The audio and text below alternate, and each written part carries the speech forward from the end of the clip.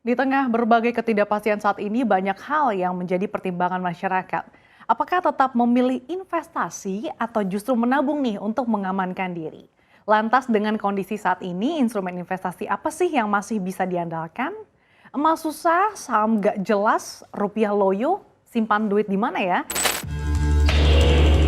Kira-kira 100 tahun yang lalu, uang atau money itu belum dipuja seperti saat ini. Uang belum didewakan seperti sekarang. Atau dengan kalimat lain, uang itu baru 100 tahun dipuja bagaikan dewa. Kalau emas, ya memang iya dari dulu memang dipuja sebagai simbol kemakmuran dan alat tukar terpercaya. Kembali ke uang. Uang itu hanya greasing the transaction. Atau uang itu hanya pelumas transaksi. Uang itu hanya pelancar pertukaran. Itu adalah istilah 100 tahun yang lalu, yaitu sebelum Great Depression tahun 1931. Setelah Great Depression tahun 1931, muncullah teori ekonomi baru. Teori ekonomi dari Milton Friedman, Friedrich Hayek, Ludwig von Mises. Kemudian dikatakan bahwa sejak tahun 1931 ke sana ke belakang adalah teori Adam Smith sudah mati. Jadi teori Adam Smith mati. Kemudian sejak Perang Dunia Kedua usai, zaman ekonom penggagas Bretton Woods Conference, John Maynard Keynes berkuasa. Ini adalah zaman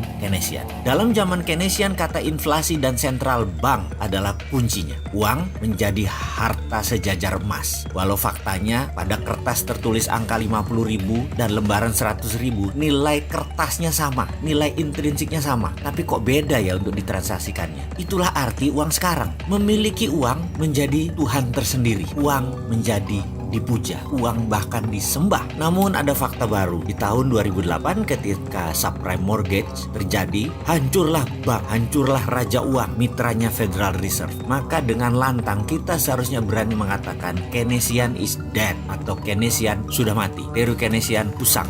Teori neolips sudah nggak bisa jalan lagi di era digital ekonomi saat ini. Maka sejak tahun 2009, dunia mulai berontak. Banyak anak muda yang tidak percaya IMF, tidak percaya World Bank, terutama anak muda dan non-pemerintahan ya. Mereka mulai rebel. Kelompok ini dikenal dengan filosofi ekonomi baru, yaitu mereka memiliki nama dengan julukan baru, Modern Economy Theory. Pencetusnya adalah Warren Mosler, Bill Mitchell, Stephanie Kelton, Randall Wray, dan bapak dari itu semua adalah Michael Hudson. Bahkan ada yang menyebutkan teori sekarang ini setelah Keynesian mati adalah zamannya Hudsonian. Namun kita tahu virus ilmu lama Keynesian neolips membekas dalam kepala generasi di atas kita, bahkan di sebagian generasi kita, dan agak sedikit mencemarkan ke generasi baru. Namun ada generasi yang steril, yaitu generasi milenial. Generasi milenial sudah tidak percaya Keynesian. Dia mulai mengadopsi teori dari Hudsonian, yaitu Modern Economy Theory. Tapi sayang, pejabat negara masih Keynesian semua, jadi belum bisa diterapkan Modern Economy Theory tersebut yang berbasis project. Pejabat dengan Keynesian cirinya gampang. Kalau nggak ada uang, mereka cari utangan. Dan dalam Modern Economy Theory, kata hutang itu hilang dalam kamus mereka. Kata hutang itu hilang dalam kamus anak-anak milenial. Yang ada hanya sovereign wealth fund, printing money, project creation, digital banking, consolidated bottom of pyramid, dan banyak lagi. Saya sangat bergantung kepada kaum milenial. Semoga ke depan kaum milenial bisa mengambil alih dan mengganti pemahaman kuno yang hingga saat ini masih berlaku dengan strategi tidak berhutang dan tidak jual aset negara.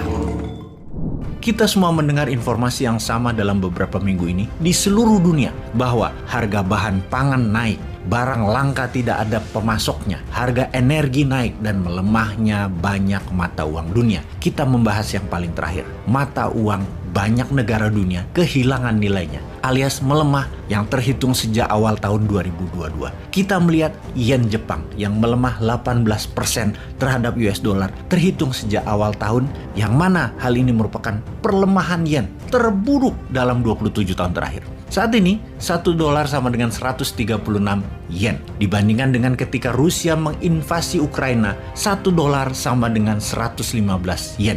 Demikian juga dengan Korea Selatan. Di bulan Februari, 1 dolar sama dengan 1.200 won. Sekarang 1 dolar 1.300 won. Demikian juga dengan peso Filipina. 1 dolar 54 peso yang merupakan nilai terendah dalam 17 tahun ini peso terhadap dolar. Rupiah India turun, rupiah Indonesia turun, yuan Tiongkok turun, dan tebak mana mata uang yang nilainya tidak turun? Iya benar, rubel Rusia. Kita jelaskan secara angka. Di hari invasi Rusia ke Ukraina, 1 dolar sama dengan 85 rubel. Kemudian datanglah embargo. boykot dan sanksi perdagangan menimpa Rusia yang harusnya membuat ekonomi Rusia ambyar. Ternyata hari ini $1 sama dengan 53 rubel, yang artinya rubel menguat 35% dalam waktu 4 bulan. Kok bisa rubel menguat? Sebagaimana kita ketahui, mata uang negara yang terlibat langsung perang biasanya melemah, apalagi yang diinvasi. Rubel Rusia kebalikannya. Mengapa?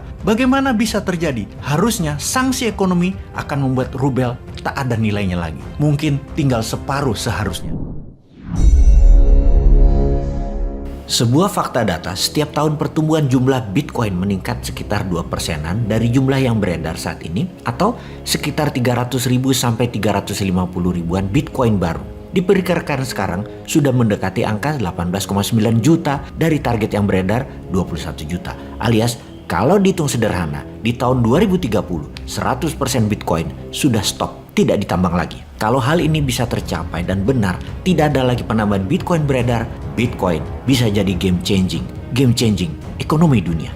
Mengapa game changing? Kita semua tahu sekarang banyak negara yang sudah tidak lagi percaya meletakkan devisa negaranya dengan dolar, tetapi mulai menggunakan kembali emas. Dan jangan kaget, kalau banyak negara, terutama negara yang bervisi ke depan, akan menggunakan Bitcoin sebagai devisa negaranya. Inilah rencana Newmind ke depan dalam sisi keuangan negara, yaitu menggunakan emas dan Bitcoin perlahan-lahan dari tahun 2024 untuk menggantikan tumpukan kertas US dollar dan surat hutang US dollar. Untuk itu semua, apakah dolar dan Amerika akan diam saja? Kita semua tahu bahwa Amerika akan mengembargo, melakukan sanksi ekonomi pada negara yang tidak taat pada sistem dolar. Tidak menggunakan dolar dalam transaksi antar negaranya pasti dihukum Amerika. Namun sejak Rusia mempunyai rubel backed by gold dan Tiongkok di dalam transaksinya dengan Rusia, baik ekspor Tiongkok ke Rusia yang merupakan 19% impor Rusia dan ekspor Rusia ke Tiongkok yang merupakan 4% impor Tiongkok, kedua negara tersebut setuju menggunakan rubel sebagai basis transaksi alias based on gold juga. Keduanya dalam 6 bulan ini sudah meningkatkan transaksinya lebih dari 30% yang akan membuat ikatan keduanya Rusia-Tiongkok menjadi tambah akrab dan solid. Ini membuat Amerika sekali lagi marah dan kalah taktik. Amerika serba salah. Sekarang dolar yang dicetak kebanyakan, suku bunga tinggi, inflasi tinggi, dan dunia mulai melawan tidak pakai dolar, terutama negara-negara yang pro Rusia yang mengakibatkan turunnya demand terhadap dolar. Sesungguhnya inilah masa untuk Indonesia, negara-negara yang terikat dengan dolar mulai bergerak melepaskan belenggu dolar. Boleh pakai rupiah backed by gold, boleh juga pakai rubel selama backed by gold. Rindu banget deh punya negara dan pemimpinnya yang kelas dunia, yang tahu masalah dunia dan tahu menyelesaikannya, dan ikut bermain aktif, bukan hanya diplomasi tatap muka, meeting foto-foto. Perlu lebih agresif lagi, dan saat ini peluang terbaiknya adalah peluang untuk memulainya. Jadi apa yang Indonesia harus lakukan? Pertama adalah membangun narasi di kalangan ilmuwan ekonomi dunia. Lakukan diplomasi dan dukung kampanye dedolarisasi, namun tidak menyakiti dolar yang akan membuat Amerika marah. Ada cara elegan. Dolar berkurang cengkramannya, Amerika berkurang pengaruhnya, namun dikompensasikan dengan kemakmuran dalam negeri Amerikanya. Kita semua pasti tahu bahwa sistem ekonomi dunia disanggah menggunakan dolar transaksinya, terbukti tidak membuat dunia semakin kaya, menjadi sejahtera, tidak membuat dunia semakin sejahtera, dan tidak membuktikan tidak ada perang. Maka kalau rumus ekonomi apapun jurusnya, kita hilangkan dolarnya diganti dengan emas dan Bitcoin, percayakah Anda, dunia akan stabil ekonominya. Harga telur 20 tahun ke depan akan sama. Harga barang produksi bahkan setiap tahun bisa deflasi, turun 1% nilainya setiap tahunnya, sampai 20 tahun ke depan sebelum stabil selamanya. Dunia ini dari dulu punya mimpi. Harga barang nilainya tetap selama tahunan ke depannya. Dan dapat dipastikan selama pakai dolar dan dolar dicetak berlebihan dan dolar diedarkan dengan sistem hutang pakai surat berharga yang ada bunganya, lupakan dunia akan sejahtera. Solusi menggunakan currency backed by gold adalah yang terbaik, di mana langkah awalnya seperti apa yang MMT lakukan yang telah diterapkan di dinaran. Pakai berat emasnya dalam transaksinya, pakai gramasi emasnya aja sekalian, tak usah buat uang fiatnya lagi. Bisa transaksi fisik pakai micro gold untuk di bawah 1 gram, bisa pakai fisik emas juga di atas transaksi 1 gram, atau pakai digital seperti kita semua tahu. Transfer banking system merupakan transaksi 90% dari transaksi mata uang dunia. Dinaran adalah digital gold banking transaction, bukan hanya sarana jual beli emas. Di seluruh dunia, uang fiat fisik uangnya tuh hanya 20% yang dipakai transaksi di dunia. Bahkan di Tiongkok tinggal 10%. Semakin kesini, dunia semakin cashless dan underlying transaksi terbaik tetap emas, gramasi emas. Ini bukan promosi dinaran yang diciptakan oleh 3 pakar ekonomi yang salah satunya adalah pengusaha papan atas mantan menteri. Namun, ini lebih dari kegelisahan bersama akan tidak adilnya dolar menjajah dunia dan adanya dogma di kepala ekonom-ekonom dunia yang sudah disekolahin Amerika dengan ilmu Amerika, yaitu menyembah dolar dan takut kepada Amerika. Kalau Bitcoin, emas itu tumbuhnya masih lama, masih terus ditambang dan masih terus meningkat cadangannya sesuai kebutuhan pasar. Namun Bitcoin suatu saat nanti jumlahnya tetap 21 juta, di mana Bitcoin yang dalam jumlahnya tidak ada penambahan akan jadi patokan nilai baru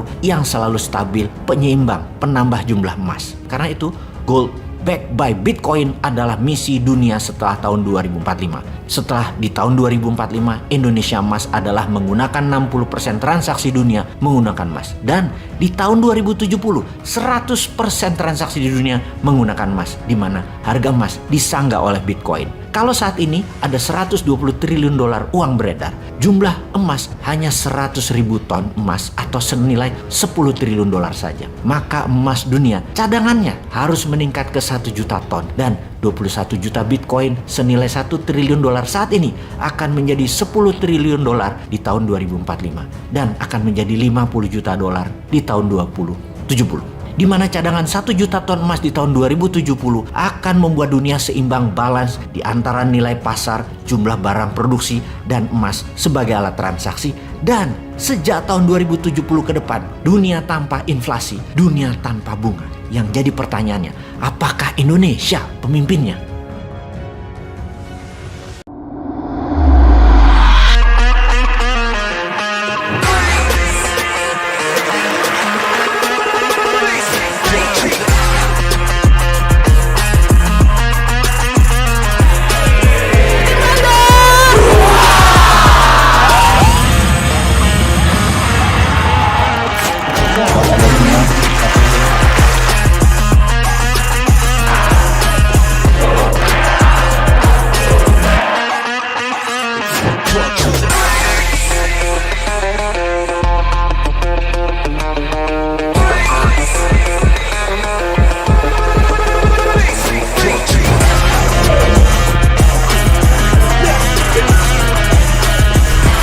Kalau di